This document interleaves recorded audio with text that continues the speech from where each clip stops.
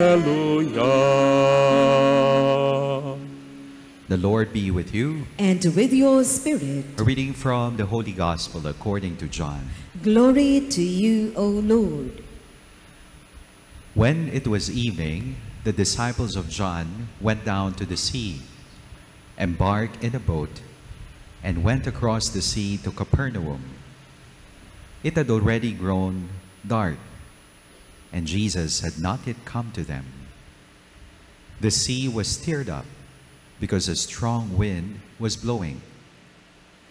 When they had rowed about 3 or 4 miles, they saw Jesus walking on the sea and coming near the boat. And they began to be afraid. But he said to them, "It is I, do not be afraid." They wanted to take him into the boat, but the boat immediately arrived at the shore to which they were heading. My dear friends, the Gospel of the Lord. Praise to you, Lord Jesus Christ. Good afternoon, sisters and brothers in Christ.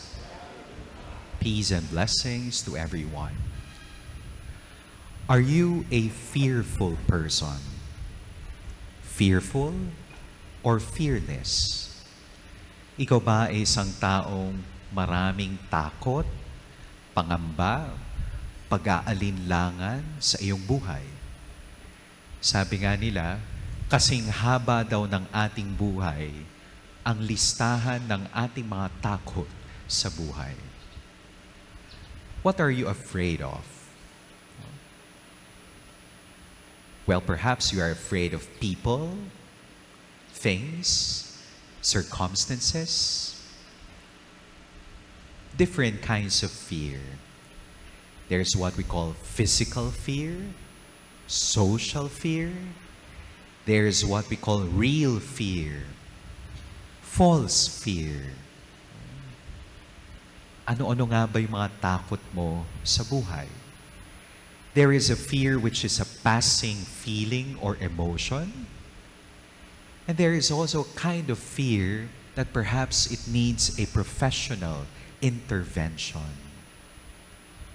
Maaring ikaw ay takot sa heights, fearful of people's rejection, fearful of tomorrow, the unknown, the uncertain, the uncontrollable, fearful of the death or the dying process. You know, when we were seminarians, college seminarians, takot po kami sa aming Father Master. Kapag sasabihin ng aming Father Master, punta ka sa office. 3 lamang yon. Number 1, our formator priest would congratulate us for a good performance in the seminary. Second, we violated a particular rule or regulation. That is why we cannot perhaps play or have our rest, and we would just clean the seminary. And third, our Father Master would tell us, "You do not belong here in the seminary. Pack your things and go home. You have another vocation." Ano-ano nga ba yung mga takot at pangamba mo sa buhay? Mga kapatid, in our gospel reading today, the disciples were fearful of our Lord Jesus walking on water. Talaga namang nakakatakot, hindi ba? Makita mo ang isang tao naglalakad sa dagat, defying gravity. But again, it's really a proof that Jesus is divine. And when we experience the divine, the presence of God, it is an experience which is mysterium tremendum et fascinans. There is a German philosopher and theologian by the name of Rudolf Otto. And he coined that term. Sabi niya, kapag naranasan natin ang presensya ng Diyos sa ating buhay, ito ay isang nakakagilalas na karanasan. It is both a fascinating but at the same time a frightening experience. We are drawn towards that experience, but at the same time we feel we are unworthy of that experience. It is both fascinating and frightening. So the experience of fear of the disciples in the gospel reading today, it is a holy fear. It is a healthy fear. Not all fears are bad. Fear is a normal human reaction. It's normal, it's human, and it's even healthy if we experience fear. Nakakatakot nga naman ang isang taong walang kinatatakutan. Pero mas nakakatakot ang isang taong walang kinatatakutang Diyos. Mga kapatid, maganda ho pagnilayan natin. Yung mga takot ba natin sa buhay, mga pangamba, pag-aalinlangan, yun ba ay mga banal na takot? Are they Christian fears? If we have to examine ourselves, most of our fears are baseless, exaggerated, unhealthy, paralyzing. Father, takot ako. I'm afraid of tomorrow because it is uncertain. But again, the movie Kung Fu Panda reminds us, isn't it? Yesterday is history. Tomorrow is always a mystery. Today is a gift, that is why you call it present.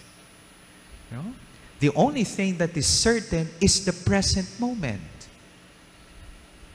Wala pa yung bukas. Tomorrow has not yet arrived. And more often than not, our fear, unhealthy fear of tomorrow, robs us of the present day joy.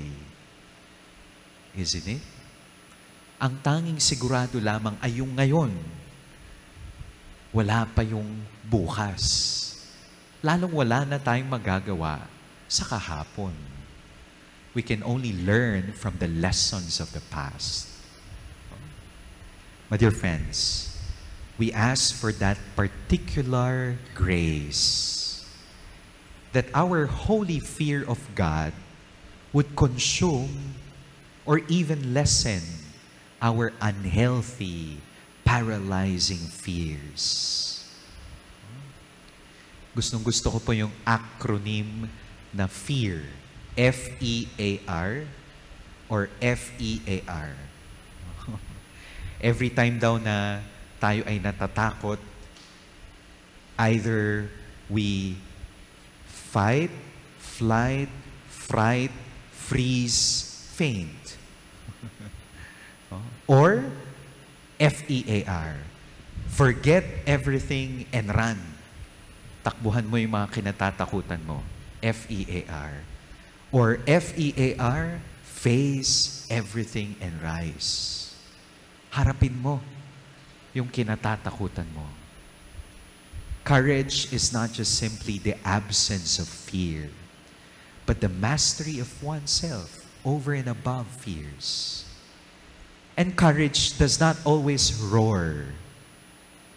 Sometimes the courage that we need is to listen to the tiny little voice in our heart that tells us, I can do it. I can do it by the grace of God. Amen.